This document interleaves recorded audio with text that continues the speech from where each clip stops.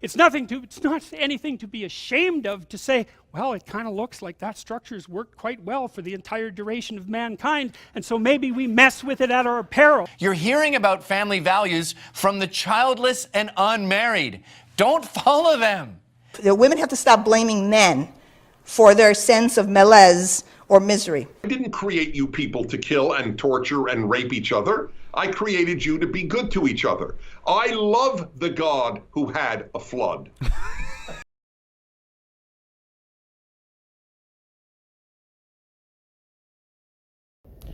Before I started this, making this video, I had to actually go back and double check to make sure I hadn't already covered the topic, because this is something that's been on my mind for quite a while, and it's one of the first black pills I ever had.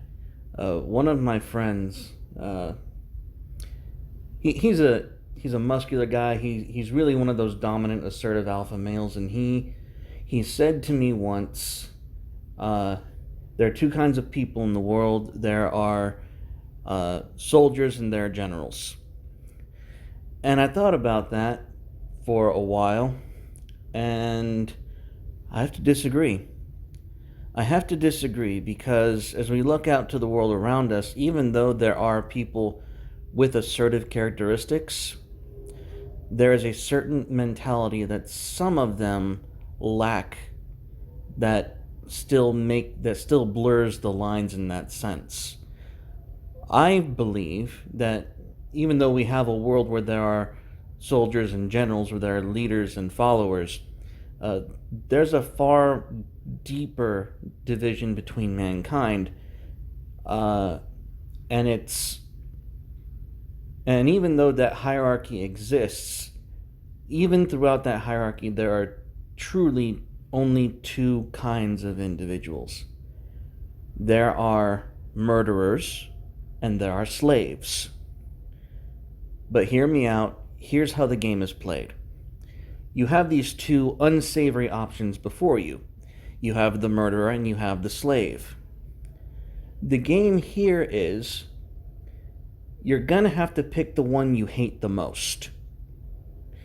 So you pick the one you hate the most and you live your life almost instinctively by this internal nature, this internal pull. And what happens over time is you slowly become the other. People who hate the idea of being a slave will gradually over time gravitate towards becoming a murderer.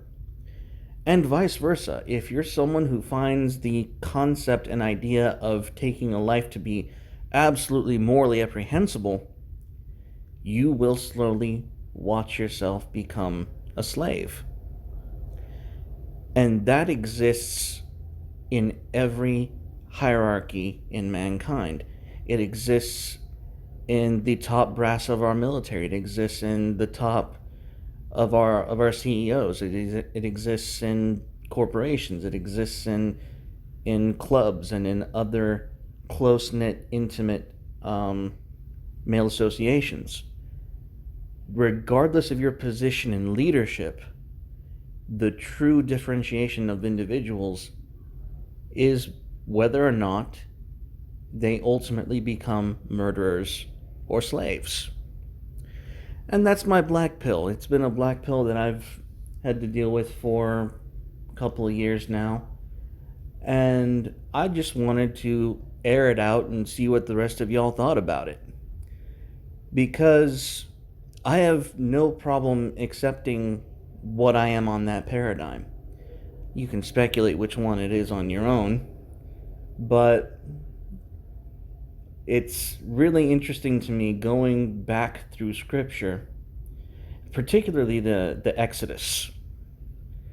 Moses was a murderer.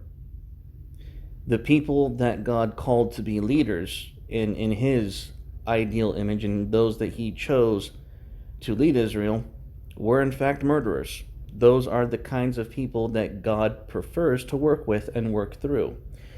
And I found that to be a very telling observation.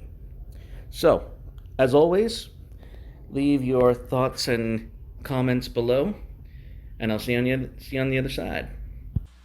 Alright guys, real quick, if you guys like the channel, feel free to please leave a donation so we can keep the channel going. All donations go to support the channel, more equipment, better content. But if you don't want to just leave a donation, feel free to jump by Carnal's Menagerie. We sell basically t-shirts. If you have any kind of carnalism that you want to see on a t-shirt, please go ahead and leave it in the comments and I will get that uploaded for you. But guys, this is how you support the channel. Anyways, thank you guys as always, and just remember, stay carnal. Bye guys.